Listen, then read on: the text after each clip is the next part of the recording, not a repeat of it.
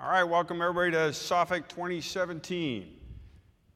Great to see everybody. Give me a show of hands. Who's first-time SOFIC goer? Awesome, thanks for coming. Give me the next chart, please. So, again, I want to add my thanks to everybody coming here. As mentioned before, and I'm sure the commander will mention it, we're not alone out on the battlefield. We have technology. We have you there with us, providing support services. Nothing we can do right now doesn't happen without everybody in this room working together. And I've worked in a lot of different enterprises. This SOF ecosystem we've created has really been special, and it's due to everybody in this room working together. So thanks for that. This SOFIC is a little bit different. If you go to the next chart for me, we've got a little bit of a history going on. Many of you heard we're at the 30th anniversary of the command. Many of you don't know the command actually started out here as an OSS unit in World War II, doing a newfangled thing called remotely piloted vehicles under a program called Java Man. 200 folks sitting in St. Pete. Within a couple months, we're able to get 4 remotely operated explosive-laden boats flying off an airplane here at MacDill. And actually, General Donovan came down for that graduation exercise. Fast forward to 30 years ago, we stood the command up. We stood up an acquisition arm and a combatant command, never been done before. One of the first things we worked on was a Little Bird, right? One of our most famous, one of our most important battle-tested platforms. Fast forward today, we've got our 3rd generation satellites out there flying around. And if that wasn't fun enough, we've got a nice old Victory ship here in the harbor, built in 55 days, served in 3 different wars. What's all that bring together? Groups, diverse groups of important people working on important projects, focusing on the mission, not on their specific self-interest, focusing on the mission. And that's what's so great about this community, and that's what's important about SOFIC. Next chart. SOFIC attendance, as you heard, going through the roof. We're thinking over 12,000 will be here. You can see it in the room, standing room only. If you go to the next chart, and part of what we're trying to do in SOFIC is always take your feedback and do new things. I saw many of you at the marketplace this morning, learning how to interact with SOCOM, kind of workshop-based things, lots of different activities going on. I appreciate everybody going to that. We're trying to, how do we introduce the entrepreneurial spirit into this? So we've had an innovator showcase where 30 different innovators are coming and being able to pitch to this diverse audience their new ideas, their concepts, their ways they want to go forward. And then Wednesday night, we're going to have Operation Soft Talk. Again, informal chance to interact with all the PEOs, with myself, with all the leadership here. And again, continue to share that crosstalk of communication. That's what makes this event so remarkable. Next chart. We actually started the event this year on Friday night at 5 o'clock. Lockdown at SOFWorks. We had about 100 folks out doing a data science hackathon challenge. I was getting tweets of people at 4 in the morning showing me their bed down locations as they're coding away in their sleeping bags. And we were looking at 3 different kind of data science challenges. I'll talk a little later about data science. How do we leverage this incredible wealth of data and programming capability that's coming towards us? If you go to the next chart, by 24 hours later, these teams had been earning cash checks. I do want to thank, we had a lot of sponsors that helped us out with that, many of you here in the room. We had a lot of folks like Planet and Harris and other companies bringing data to the table. And again, showing us what's in the art of the possible with well-motivated folks, mission-focused, working together to come solve problems. Next chart. So, that leads us to where we're going in the future. And there's none better to talk about that than our commander, General Tony Thomas. Sir, if you'll come to the stage. As a reminder, General Thomas will give his remarks. I'll come up, talk about how we'll respond to his challenges, and then the 2 of us will come up for Q&A from everyone after that. Sir, the floor is yours. Thanks, Hondo.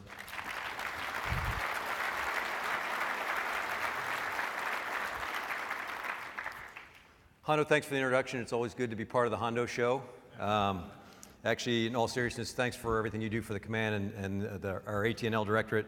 To my fellow flag and general officers, the talented men and women of the defense industry, academia, our service labs, and our SOCOM team, welcome to the 2017 Special Operations Forces Industry Conference here in Tampa.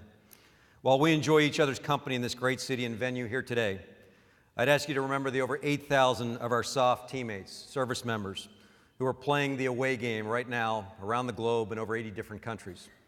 Please keep them in your thoughts.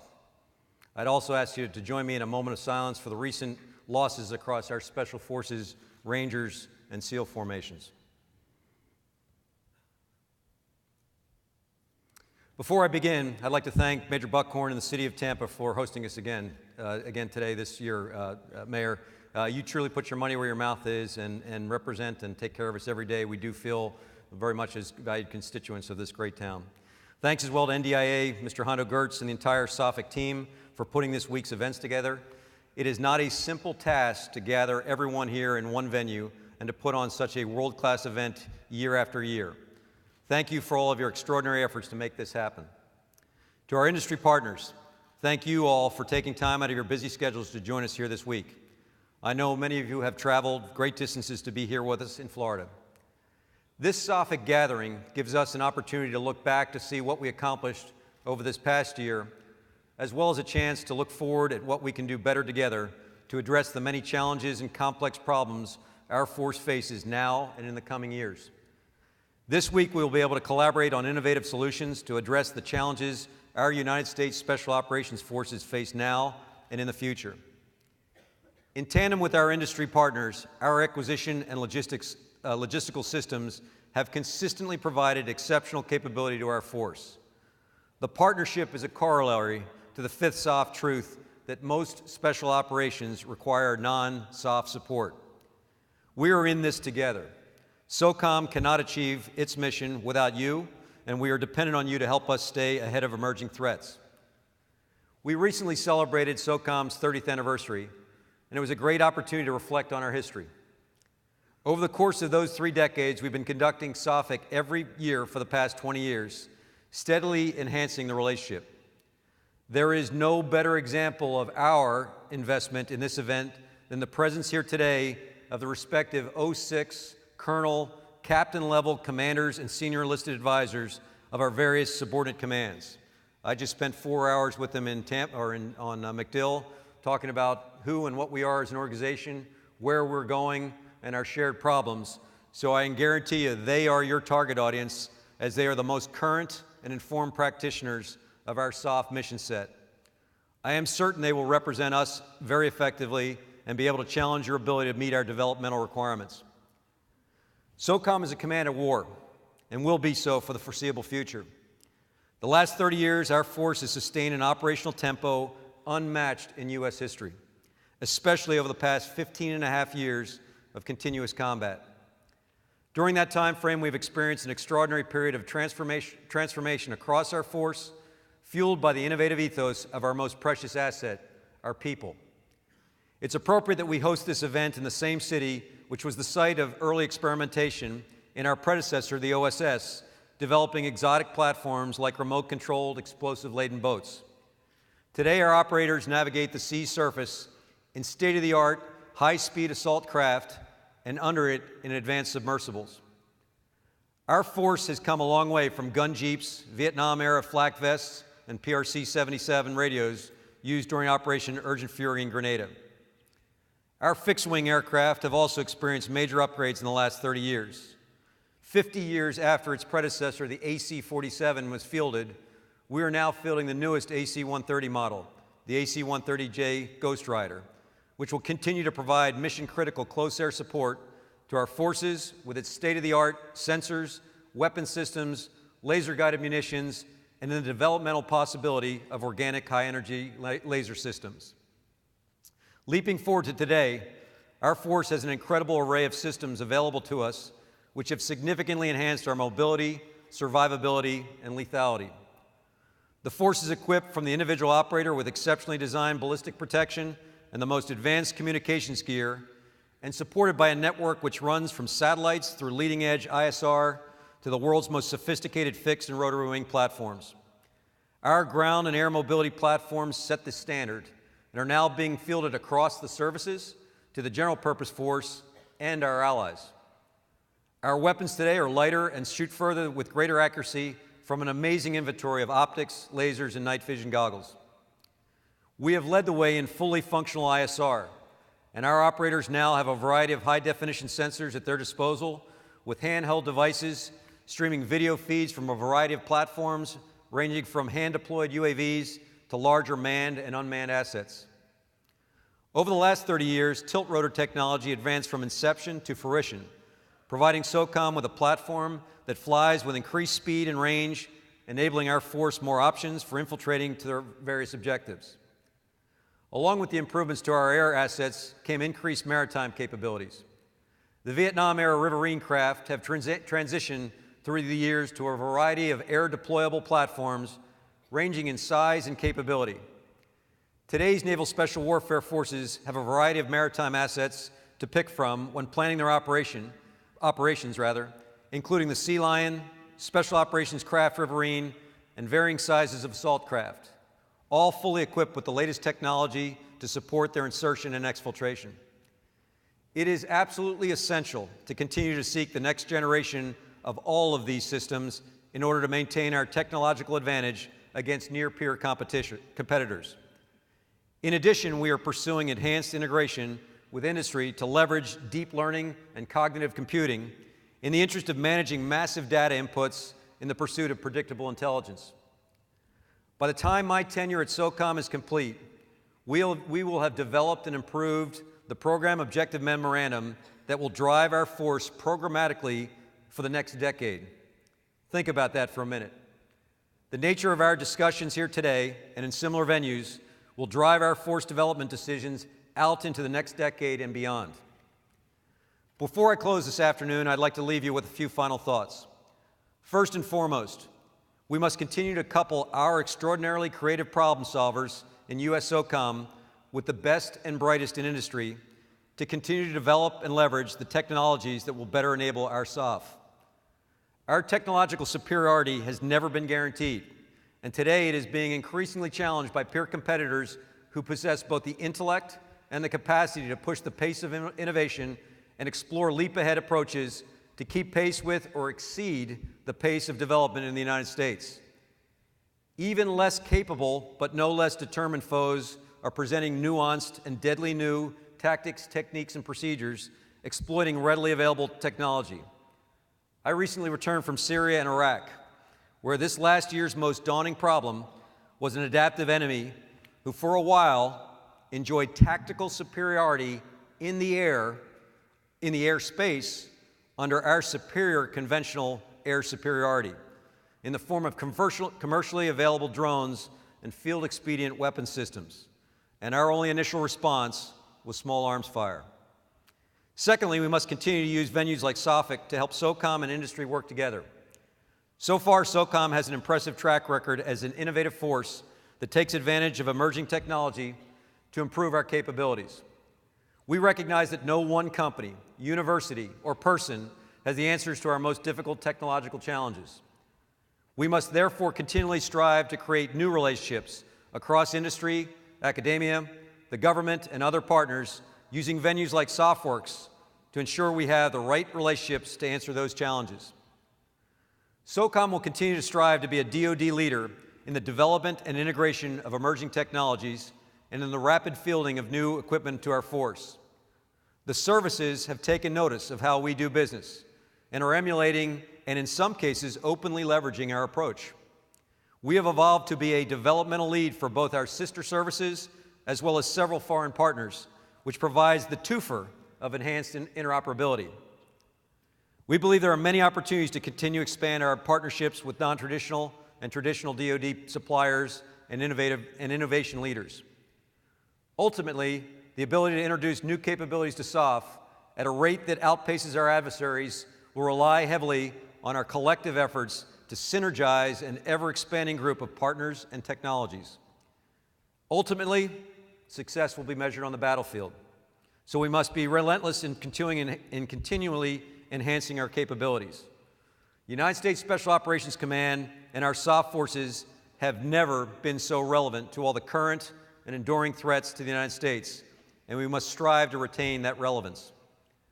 Simultaneously, SOCOM will continue to challenge itself to reduce bureaucracy and increase responsiveness to the operator's needs, while at the same time eliminating waste in our organizations and processes. Our organizational approach is based upon the premise that to whom much is given, much is expected, and drives us to continue to show return on every investment in our force. I hope that our industry partners will continue to embrace this shared challenge with all the inherent opportunities to grow together. I look forward to spending some time here with you over the next coming days, and more importantly, on continuing to enhance our collective efforts. Now I'd like to reintroduce our acquisition executive, Mr. Geurts, who will put into context how we as a command are addressing SOCOM's priorities through acquisition, technology, and logistics. Thank you. Well done, boss. All right.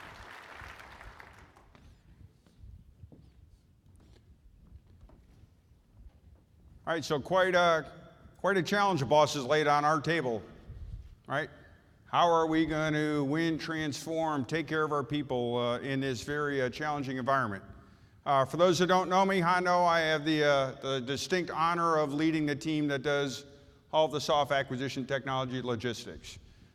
There's been much talk about at the OST level of splitting it up. For us, having this all integrated in one shop, working directly for the combatant commander on behalf of our operational commanders, gives us a great advantage as we try and operate at the speed of SOF. Part of our challenge is how do we continue to evolve ourselves and make sure we're ready for the future. The boss talked about our wide array of programs, everything from submarines to these satellites, the third generation of which we have up flying right now.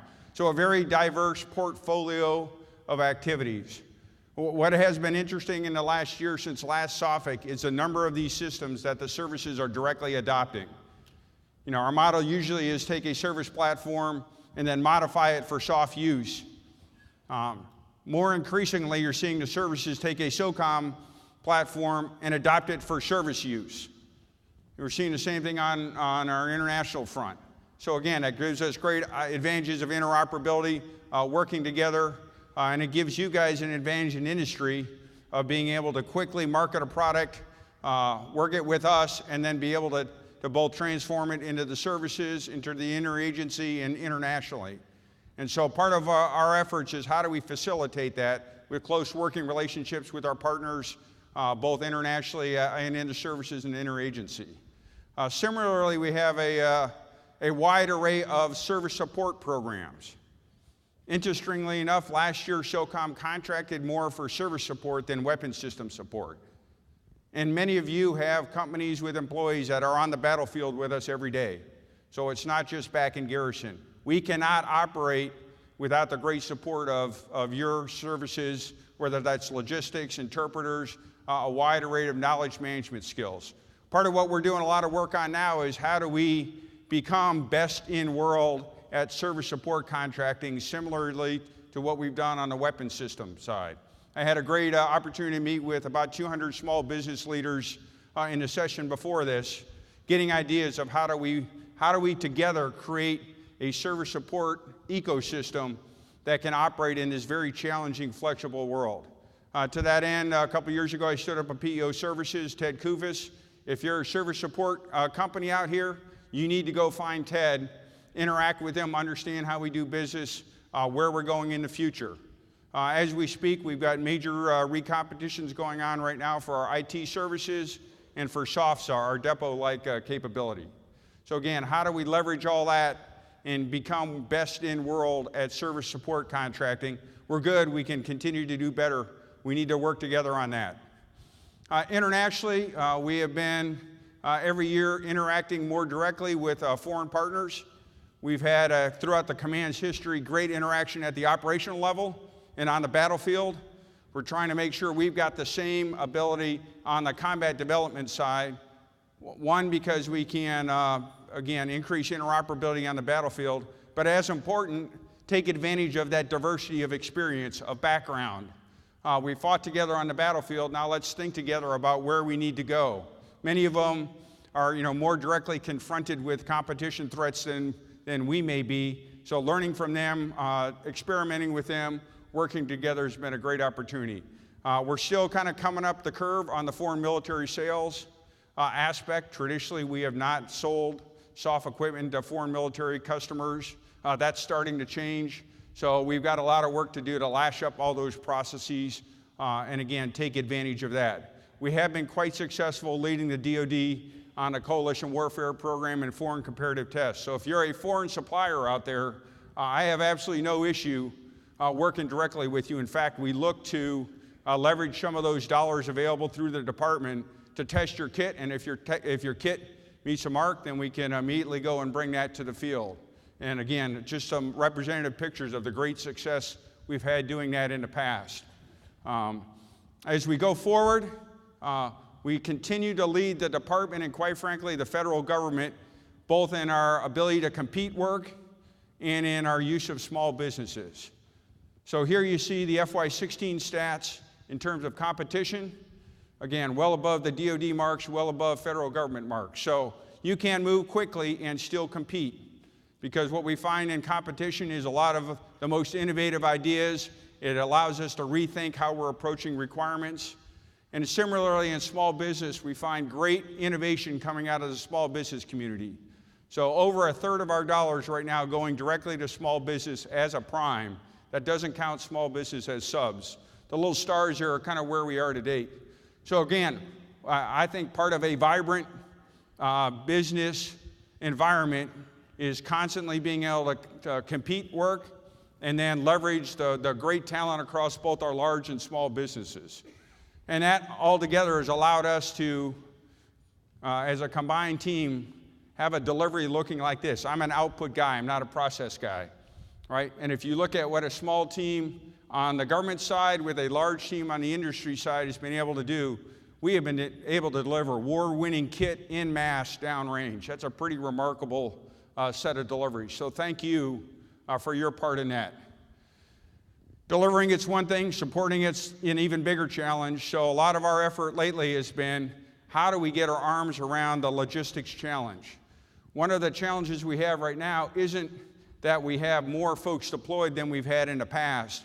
The challenges are much more widely dispersed, and they're, in most cases, not rolling in on top of what previously was a conventional logistics system. And we're still trying to crack the nut on total asset visibility, on being able to track where all the gear is, how to interact with all the different service logistics systems. So we got a team off looking at that. Again, great challenges. You know, it's great to put pictures of equipment out there. It's great to put great ConOps on the map. If we don't have the logistics to back it up, we cannot sustain the kind of operations that we need to meet the commander's intent. Another piece of that is, again, how do you innovate at the point of need?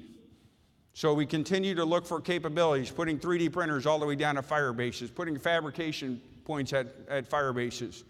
We've gone over 38,000 projects done at the fire base level locally, as opposed to being done here at the back shop.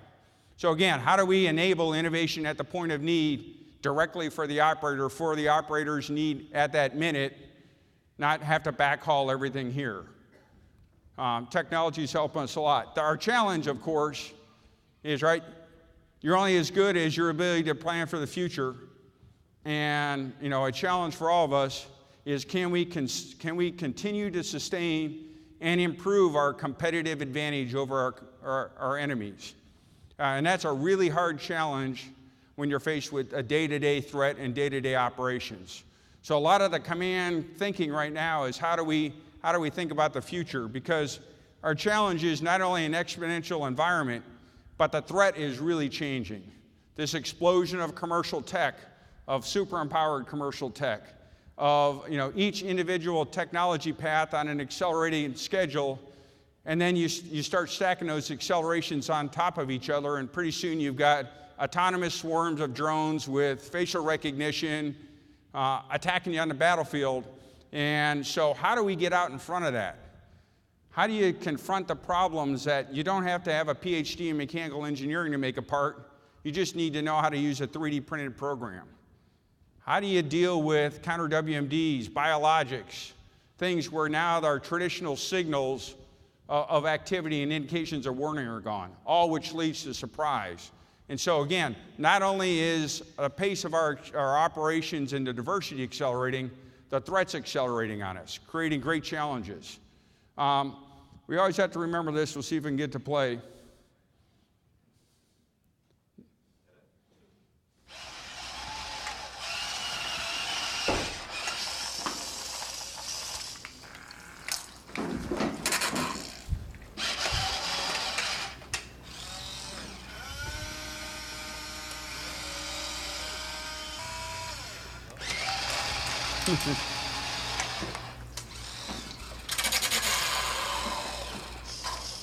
So it's right, the trick with technology, it's you can have great technology that's interesting but irrelevant, right?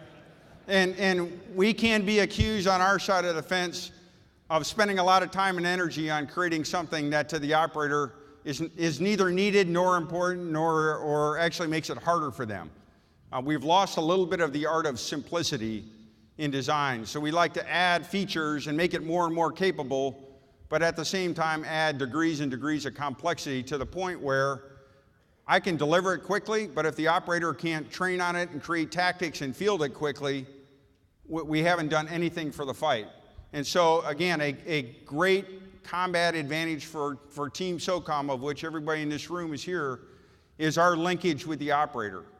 And yes, we need to be pressing the bounds of technology to think about new ways of doing things, but we also got to make sure it's grounded in relevance as we move forward. And so how do we think about the future? I kind of break it down into 3 steps. And I think you're finding us at the command at an inflection point. General Thomas has challenged us to transform, and that's okay, easy to put on a chart. How do you actually get around this transformation stuff, particularly at the face of a very challenging current combat environment?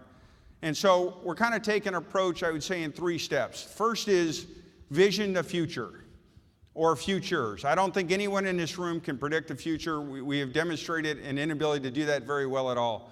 But you can think about a broad range of potential futures and start thinking about both how we might look in the future, what the world might look like in the future, and then what's the best combination to get after that future. So things like Talos, things like radically affordable satellites, things like urban operations, things like massive use of commercial technology may be things we need to look at to best confront the possible future going on. So we've got an inter-command team thinking hard about what might be those possible futures and then how do we vision SOF in the future. And again, this is really a battle of ideas. It's not about technology or equipment. And so I invite all of you who have great ideas, help us think through where we need to be. Because right now we're planning a budget for 10 years from now. Think about that. If I want something in 2025, in many cases, I should be working on it right now. And to me, and probably all of us, 2025, that sounds like forever from now. It's really not that far away. The second step is, because we can't predict the future very well, we got to build scalable platforms.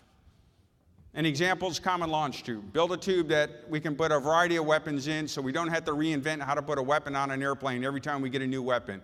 It might be in data. How do we have a right architecture so whoever's got the next app can bring it to us? And we have a big data lake so we have all our data in one spot.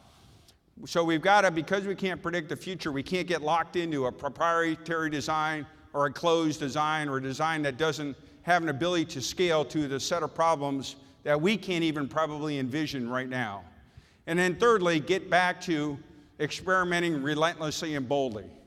So that's where for General Webb going after lasers on gunships, whether it's looking at single-man flying machines, whether it's looking at swarm technology. Happy to announce we're partnering now with the Strategic Capabilities Office, the SCO if you've heard them, to build a DroneWorks equivalent to SOFWorks to really get at how do we leverage this combination of swarm technology, commercial drone technology, artificial intelligence, machine learning, and actually create near-term combat capability. In doing so, also better learn what we need to defend against. That's going to be another exciting thing. But that's all about experimenting. It's not about writing an RFP and then 10 years from now selecting a contractor to build the SOCOM drone. It's how do we kind of all work together, create scalable platforms. So when you hear us thinking about the future, when you're thinking in your companies about how you might interact with the future, bringing one design that locks me into you for the rest of time is not going to be as attractive as bringing me scalable architectures that we can bring in capability as we need it in different priorities at rapid pace. The good news is, how are we going to get there, right? A couple years ago, if you heard me here, I would say I'm really worried about R&D funding at the command. We were on a downward slope going downward, downward, downward. If you look now through us through 18, you're seeing us bring back R&D into the command. Being able to capture those ideas, engineer them, and bring them into the field. So, 19 and out kind of reflects, we don't know what the future OCO budget is, so don't get kind of too worried about that drop off. Focus on 17 and 18, and you're seeing us kind of moving along these lines. So that as we get ideas through SOFWorks or wherever they come, we can quickly engineer them, get them in the field, and also apply some R&D to the 2025 problem and getting us out ahead of just the current day ops, which is important, and we need to focus that as our first priority, but we also got to be thinking about ops 5 years from now and 8 years now and 10 years from now. So I'm cautiously optimistic we're on the right path with there. You guys know me, I'm a breaking down barriers guy. Over the years, we've had a number of barriers we either self-imposed or imposed on us. So we've been on about a 3-year fight to break down barriers, whether it's Talos, right? Looking at the operator, how do we enable the operator in the future? Doing rapid prototyping sessions like No Tomorrow, a couple a month. We've started last April, right about SOFIC time last year, capability collaboration events. Think of this as phase 0 acquisition. This is where we can bring, the fixed wing guys did one on mission automation. Bring in the operators, bring in the folks looking at the video, bring in the technologists, bring in the acquisition guys, bring in the loggies. And well ahead of actually writing a requirement, let's sit down and figure out amongst us where can we most quickly apply mission automation so that then we can go after the right technologies and companies are informed for IR&D and we can kind of move forward with that. Lots of cooperative R&D agreements. 5 years ago, I think we had 3 of them in the command. We're now up to 150. So again, great way for us to work together, early stage of your product development cycle, get operator feedback way early in the design when you can make changes before it costs a lot. SOFWorks has been going gangbusters downtown. Amazing what happens when you invite everybody in with an idea and you can immediately fight an idea. You don't have to get on the base with CAT cards. We're continuing, I'll talk a little bit more about that. I started meeting with all the winners and non-selecteds in competitions after the competition to get feedback on how's our competitive process working? Where do we need to do things differently? Are we communicating effectively? Do you know what's important to me in a competition? That's been extremely beneficial as we continue to get better and better about competing work. We do a lot of non-FAR contracts. I've had 127 of you come visit me one-on-one. You're always invited to come see me. Don't come sell me a product. PEOs buy products. I buy ideas. I'm trying to think of the future. So if you come to me, don't come pitching a widget, right? That's PEO business. Come tell me, how do we fix our business environment? Where should we be focusing? Where do you see the world going? Where do I need to operate and move off of that? We've done a lot of new relationships with academia. We just brought USF on. One of the things that scalable platforms, these satellites have a modular payload. Anybody can design a payload for it. So USF now has a number of their students designing payloads, working on payload design for us. Just another example of how are we going to partner together, break those down. And I know sometimes you guys get confused about who's the one person you want to see in the command. We have multiple paths for you to get to us. And I would say 5 years ago, it was all Tylo and that was the only way to do it. I think that's limiting. So there's a number of ways to engage with us. I encourage you to engage with us. And each path has a different, timeline when you want to do it. Obviously working with the users, understanding what their needs are, what are their priorities, what's important to them. Working with the PEOs, what projects they have, S&T technology, SOFWorks, hey, I got ideas, I want to go show you something quickly. We're trying to create a whole bunch of different paths for you to get to us. And then many of you saw in the marketplace a little system called Vulcan, so we can actually capture the knowledge and share that amongst the team so you don't have to feel like you have to go talk to 8 different people with the same story, we can share that across the enterprise. And again, SOFWorks not being the solution to all problems, just a new tool in our tool chest of a place for everybody to get together.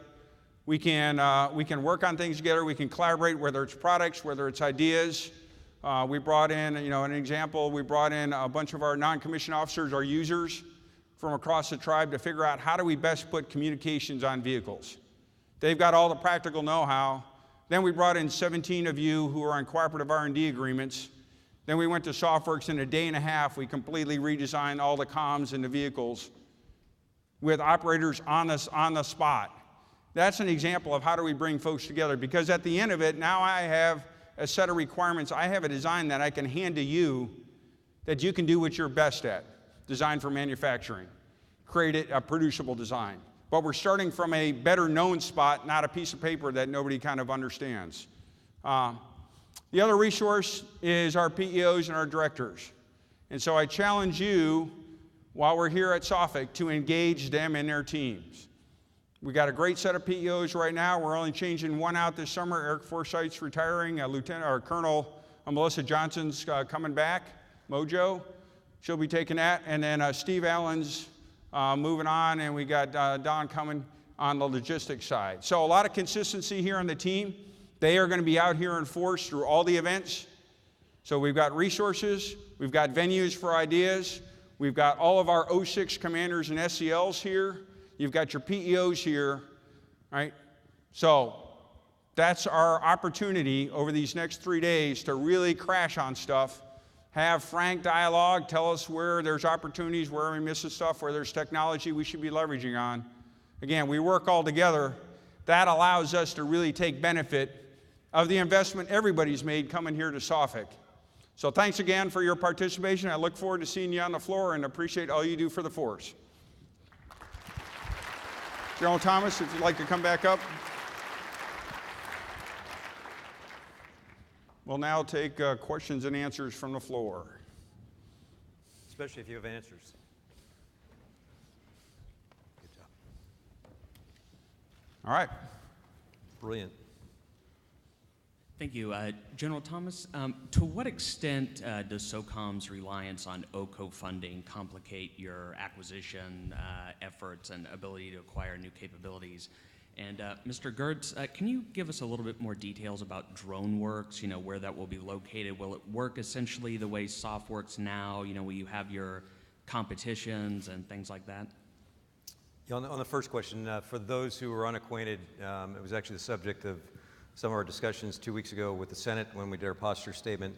The peculiar brand of part of our resourcing stream is under the title of OCO funding. So it's contingency funding for the layman. It's a this year fund, and to your point, I think your question, it is very unpredictable. So you can't anticipate that it's going to be there again next year. Although I'm always told, and I wasn't an English major, but I usually seize on the double negative here. Don't worry, we're never not going to fund SOCOM. But it's very unpredictable in that regard. So you can imagine now it complicates us as we try and drive this train to future capabilities that you just don't know that it's going to be there. So kind of intuitive in terms of how challenging it is. Yes, sir. I guess to follow up, acquisition tends to be like a jet engine, straight air going in, the thing can hum. You start muddying the air on the front end and you're not sure what's going to happen. You guys know it in industry, you're not sure what to plan for in people. Are you going to ramp up? Are you going to ramp down? Are you going to know at the last minute? Are you going to know ahead to plan? So it just makes it more complicated for us. We work through it like good SOF folks, but a little more complicated. On the DroneWorks, just picture kind of we're gonna exploit that SOFWorks model, very open, prize challenges. You have products walk in, healthy mix of academia, industry, hackers, makers. When the SCO office was down here, they saw that as an advantage, right? Commercial technology is becoming more and more of a national security, both threat and opportunity. And so our goal is leverage that model that we've proven there to get after how do we put together all of this commercial tech to give us immediate combat capability as well as help us better understand the things we need to be prepared to fight against. Hi, Andrew Herr from Helicase. One of the things we hear, especially with a wonderful focus on people in SOCOM as well as at SOFIC this year, especially during training. They can buy fuel for the trucks and ammunition for the guns, but they have a hard time buying high-performance nutrition fuel for themselves. Do you have a vision for the future of how we might treat high-performance fueling for your operators, especially during training, as something logistics akin with fuel and weapon systems? Yeah, I'm actually surprised that they feel the need to buy it for themselves when, in fact, we're trying to provide it for them. So if you go to most of our DFACs now, it's kind of a bitter pill for some of us, old school people to swallow, that gone are most of the lickies and chewies that we thrived on to feed our system, and a much more conscientious approach to nutrition. I think we are, by extension, trying to push that out to field environments as well. But again, I'm surprised they're trying to buy it. I'd rather tackle the other end of the problem. Why are we not providing it to them? So, and I think we're doing a better job of that. But there's always room for improvement. Yeah, I guess maybe I'll get with you afterwards. I'm not sure of that exact thing. I mean, obviously, we're always going to look at, we focus on the operator. So anything we can do, both in terms of performance as well as resiliency, whether it's equipment, nutrition, is all important to us. So I'll get with you afterwards and maybe understand the issue a little bit more. Thank you. Hi, Kim Dozier with the Daily Beast. Question for both General Thomas and Hondo. I'll start with the question about ISIS and drones. General Thomas, you mentioned that the adversary for a while enjoyed tactical superiority in the air. Do you think you've got that problem beat? And for Hondo, how long did it take to get the solution from concept to the field? And then a second question, are you at max strength and intensity in the special operations fight against ISIS and Al-Qaeda? Or do you anticipate ratcheting up the pace further by putting more soft troops further forward in places like Syria, Iraq, and Afghanistan? And how are ISIS and Al-Qaeda doing? Yeah, I'm not going to answer that second question because that smacks of speculation and be the stuff of too many headlines I can't control. But how about ISIS and Al-Qaeda? You can. I don't even want to go there operationally. Okay. But let's talk about the other more practical problem that you talked to. And it was an interesting phenomenon. I was just out recently near my hometown of Mosul. I spent 15 months there, September 07 to December of 08.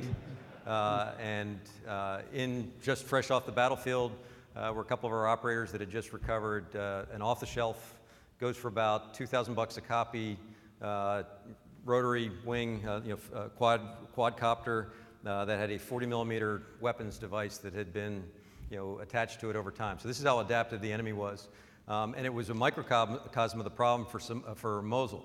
So about 5-6 months ago, it was a day that the Iraqi effort almost came to a screeching halt, where literally in the span of 24 hours, there were up to 70 drones in the air at one time, 12 killer bees, if you will, right overhead in and underneath our air superiority. So that was kind of the crux of the problem. So we dominate everything, that especially as an infantryman that we hold dear. Keep that stuff off us. And inside that, you had off-the-shelf technology dropping 40 millimeter nuggets on you.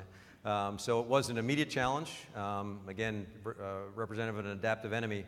But over time, folks very quickly have come up with a full array of things to address both the problem and the network. So some of you have lived this dream before, that you just don't treat the symptom, you get at the network. And so, as you might imagine, problem solvers across both the special operations and conventional community, because we were out there with a brigade for the 82nd, same problem, shared problem, but some extraordinary problem solving on the fly, leveraging both kind of emerging capabilities and things that, hey, we need this. This is what the kind of electromagnetic capability we might need, RF capabilities, et cetera, to defeat this problem. And it got to the field in a hurry. Not defeated yet. I would not go to sleep on this enemy ever. They're going to adapt and try and figure another way to come at us. But this was a momentary kind of advantage they had that we had to rectify. Yeah, I think just more broadly, it's just an example of how we've got to make sure we're as adaptive as we can. Some things we'll know in advance, some things we will learn on the battlefield, and some things we're going to have to act to in kind of this age of surprise. So what we're trying to build is both the capacity and the capability to rapidly get after that thing, those kinds of things, because you're going to have the same problem in cyber, you're going to have the same problem in data, you're going to have the same problem in a number of different fronts. And again, the enemy gets a vote, and we shouldn't be naive to think that they aren't going to come up with creative solutions. Our challenge is how do we continue to challenge ourselves and create the capacity to go after those quickly. General Thomas, Howard Altman, Tampa Bay Times, over here. Oh, there we go. So I wanted to ask you a couple of questions, one sort of off the news now, one about a recent change in SOCOM's responsibility. There's a lot of conversation right now about shared intelligence and about concerns. Do you have you seen any change in partner abilities and interest in sharing intelligence, number one? And do you have any concerns about operators downrange given this? And I have another question. No, we're actually sharing information like we've never done before. I'm particularly thankful to the Director of National Intelligence, previously Director Clapper, who was finding ways to break those barriers down, literally in the interest of who needs to know and not who needs to know restrictively. But we've been sharing and enabling our partners like we've never done before. And we're crushing through, obstacles as we find them out there that may present, but I'm kind of favorably inclined to where we're going. And then SOCOM's been given a new responsibility for coordinating the fight against WMDs. Can you talk about what you're seeing now that you have this role, the threat about the use of WMDs in the homeland? Are you seeing it increase? Can you say how concerned the American public should be about that? Yeah, I don't. I think I would probably be raising, anxiety levels if I speculated on use of WMD. I think it's intuitive. We don't want that to happen in our national boundaries. We don't want to have, runaway proliferation of weapons of mass destruction that may threaten us elsewhere or threaten our allies elsewhere. But obviously this new set is much, much bigger than Special Operations Command. We've been given the role to be a coordinating authority for the larger DoD effort, and much like our approach to counterterrorism, we're trying to array a community of action, vice a community of interest, to get after the problem. Do you see any change in the threat level, though? No. Okay, no change? No.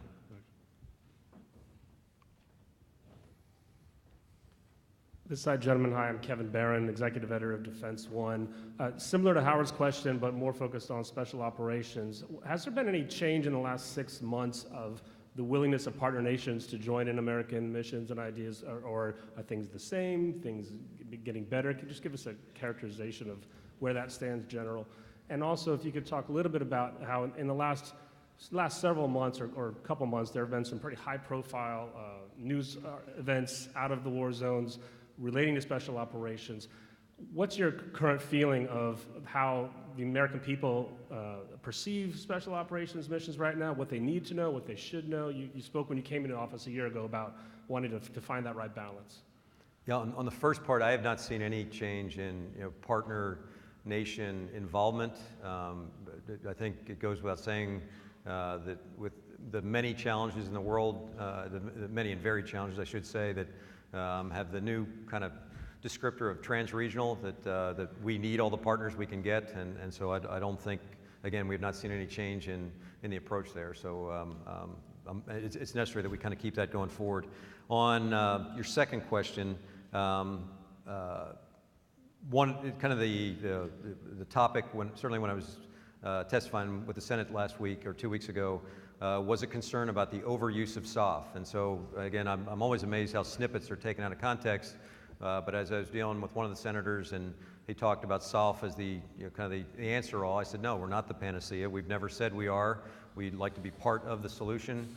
We consider ourselves to be part of the larger joint team. In fact, I went on to say, I can't think of a single operation we are doing right now in any of the 80 countries we're in that we're doing it by ourselves. Can't think of one. I was pressing myself. So it just talks about kind of the interdependent nature of us with both our conventional partners, the interagency, our international partners. I mean, we look to leverage others. That's kind of our ethos. So going it alone is not a recipe for success. So there is some concern that we're being overused, misapplied. It's certainly something the chain of command and I are focused on every day. It's a busy world. Back to my comment, I think to whom much is given, much is expected. We're trying to be part of the solution as much as we can, and we're trying to leverage others.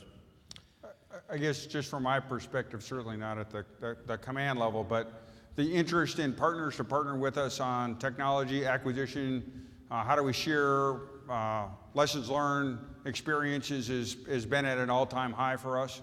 I think we have really, that's really giving us great innovation fuel because you're adding to your diversity, looking at problems. I think that's really powerful. And the second, I think, with venues like SOFWorks, where we've made it much easier for the community, the American people, to actually help special operations and not hidden behind a classification level or a gate on a base, and invited in and figured out how to better leverage the ideas we're getting from just Americans in the community who have ideas and can come in and bring them, not even in industry, just actual individuals, has been phenomenal at helping us kind of transform, because they're not captured in 15 years of experience, so they can come with some fresh eyes and fresh ideas. And that's led us some transformational kind of new ways of thinking about things that we wouldn't have been smart enough to even ask for otherwise. So, from my optic, the interrelationship and partnership and opportunities have never been better. Thank you. Patrick Tucker with Defense One over here. General, there's a lot of different players right now in the CENTCOM AOR, Syria and Iraq, where you're doing work, and a lot of different agendas. You talked a little bit about intelligence sharing and how that's improving. I think that's very reassuring. Is there any intelligence sharing going on right now with Russia? And if not, what would have to happen before you would even consider the Russian military to be a worthy, a reliable, and a safe information sharing partner? Thanks. Yeah, I am not the warfighter out there, so appropriately that would be something you might ask General Votel about, because truthfully I don't know the nature of how we're integrated with the Russians to the degree he certainly does. Mm-hmm. Okay, quick follow-up for Hondo, an easy one. What's the most interesting capability that you've seen produced over the last 12 months that you'd like to highlight here that might be moving downrange in the near future? I think this, I don't know it's a single thing, but this idea of open source and being able to quickly connect things together. And so when we partner with an operator who has a problem, he or she has a problem, and then quickly say, here are 5 things we have right now, here are 2 or 3 open source things here, being able to put that together quickly and further the idea and the concept is really allowing us to think better about what we ask people for, as opposed to do it on a piece of paper and then come back in a year with an RFP. So I think these collisions of exponential technology paths are really, really interesting, both from what capability can we get quickly, and then also how do you combat that, particularly in the counter-WMD biological space. That gets really tough because it challenges our traditional indications and warning, right? So hopefully it helps. Hey, I'm going to ask for an alibi on that last too, because I used a word that I'm sure will come back to, come haunt me later on. I said integrate, and I can guarantee there's no integration going on with the Russians. I don't know the nature of deconfliction, and I'm pretty comfortable I could cite the relationship is based on that, but anything further than that would really be General Votel's domain to get on, but I don't want folks to run out of here, which I've seen before with Thomas doesn't know the level of integration. Integration ain't happening, so just correct my syntax there, if you will. Thank you. John Harper with National Defense Magazine. Just to follow up on my question from earlier, will DroneWorks also focus on counter-drone technologies, or is this more on sort of the offensive side of things? I think it's everything together, right? So understanding what the capabilities are, how you would use those capabilities, how you grow those, I think inherently gives you both a view of current capabilities we can use, as well as get you better prepared for how would you defeat something like that if an adversary brought it forward? General Thomas, Mr. Geurts, good afternoon. I'm James Debman from Wired Broadcast. We're a London-based organisation. First-time exhibitor here. We're on the UK Government Pavilion, the DSO Pavilion. We provide instant secure comms to tactical teams in the field. We already supply the UK government and government agencies. A number of your colleagues today have said they really like our technology. but we need GSA approval. My question is, as a UK-based company, should I go down the GSA approval route, or should I partner with an American organization? Assume you want me to take that one? Yeah.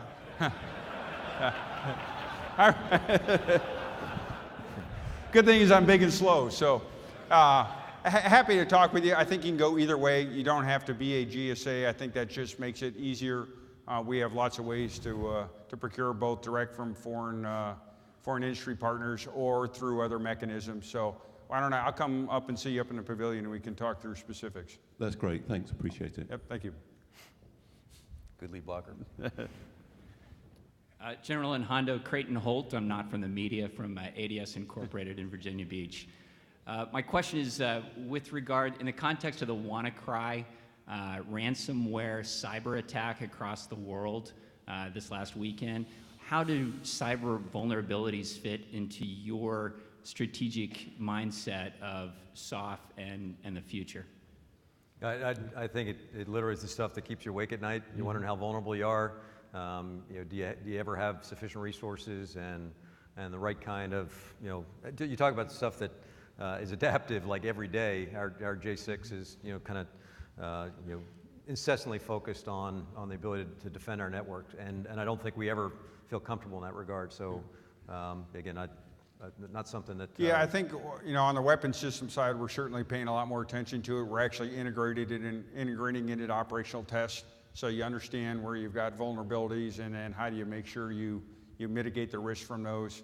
And then I think cyber to me is a brand of this whole data, software-driven app, all this kind of new area. And quite frankly, what I want to talk to a lot of you about, I don't think we're well positioned as a command from an acquisition standpoint to build a scalable architecture to be able to figure out how to procure that stuff efficiently. All the things we do really well with C-130s and MH-47s, we've got to create that same agility in the software and in the cyber arena. And to me, my internal metric is you've got about 10 days at most, probably 10 hours in the cyber realm. If there's something you need to go procure, you've got to go procure that. That tends not to work well with the 2-year POM cycle and all the other things that we've got here. So how do we create both technically and then on the business side, scalable architecture so that we can, SOF has a tremendous amount of data that we don't leverage. How do we leverage that internally? How do we leverage these new techniques to actually simplify operations, enable operations, and then protect our operations, to your point, Creighton? Yeah, and truthfully, I'd like to follow up on the kind of the proactive. So defensive is obviously a major focus, but proactively, we had Admiral McCraven here a bunch of months ago with some very senior executives from some of the leading technology countries or companies in the world. Spent some time with us, spent some time as far as the kind of defense innovation perspective and how we can enhance our approach.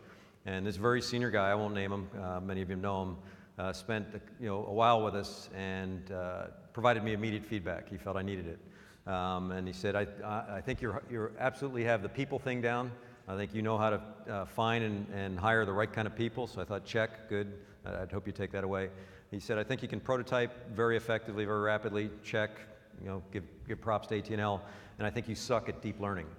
And then he proceeded to tell me why he made that assessment. And he said, General, I know you live in an incredibly complex world of wicked challenges, tough decisions and all, but I honestly think that the right bunch of us with the appropriate algorithms and software could solve almost every one of your wicked problems. It would literally be an up-down switch. And luckily, for one of those few moments in my time where I wanted to just say, are you kidding me? I let Admiral McCraven handle this, and it actually gave me a moment to think about it. And I thought, no, he's absolutely onto it. Because in many of our most daunting problems, the only way we are staying ahead of the threat and retaining the initiative is by the gerbil-like, gerbil cage activity of some of our intel analysts who are just working themselves thin, trying to sort through a morass of information, discerning the needle from the haystack. Across publicly available information, PED on the backside of reams and reams of ISR data, all the other things that may come to play. And they're literally, there's really a dearth of any sort of deep learning cognitive computing approach to that, and you got to believe that the same companies that can crack why you want a certain product and how I can drill it into you and make money and determine markets out of all that, that there's absolutely an application for our line of work, or whether we're trying to discern opportunities relative to tribes and human domain aspects of a problem, or kinetic targeting as it might pertain to finding somebody in the midst of a sea of people. So we're on the cusp of leveraging all the folks that can bring that to the organization, but it's going to take some risk on our part. We're going to have to let them in under the tent, see what and how we're trying to do business, and then try and leverage the the great capabilities that they bring to bear. But we're and Hondo's already started doing this on a scalable level. So are other parts of our formation. But I think it's a huge opportunity for us going forward. Yeah, and all I'd say out here to industry is, we are in many cases people limited. So where you see us employing lots of people, i.e. thousands of pedsters, thousands of people to train languages, thousands of all these other things, that's the area where technology can really help. And that would be big for us, because in most cases right now, we've got a set amount of people. We're trying to get as much mission done. Anywhere that we can accomplish the same mission, free up the people to go take on new mission, new ways of looking at things, getting them back to being able to think, not just being mandrolically driven processes, is of great value to us. Yes, sir. Peter Pepe Leahy with DARPA in the middle. I noticed this morning during the TWGs they don't have one that's associated with robotics. I love seeing the DroneWorks piece as a UAV RPA guy. Any thoughts of maybe taking DroneWorks and going more on the robotics side? Yeah, and quite frankly, I'm playing with the name because I think drone, everybody thinks flying. And I am absolutely all about full spectrum, below water, on land, in space. Full autonomy has got great pieces. So I'm quite frankly playing with the name a little bit because I think we've got to go more than just a simple air quadcopter approach to this. So if that's the vision you got in your mind, that's not where I'm going after. And then Talos is another area that I think is really trying to figure out where can the robotic assist the person, and where does the person not need the robot getting in the way. And then I would just watch, Admiral Szymanski, what the WARCOM guys are thinking about in the water, what USSOC's thinking about on ground. It's taken a while for the technology to get to a point where it can provide some competitive advantages to us. I think we're about at that spot. And so I'm very interested in all that. Again, not to replace the human, but to allow the human to do what the human does best, and then allow what some of these autonomous systems can do for us where they would do it best, where the human can't.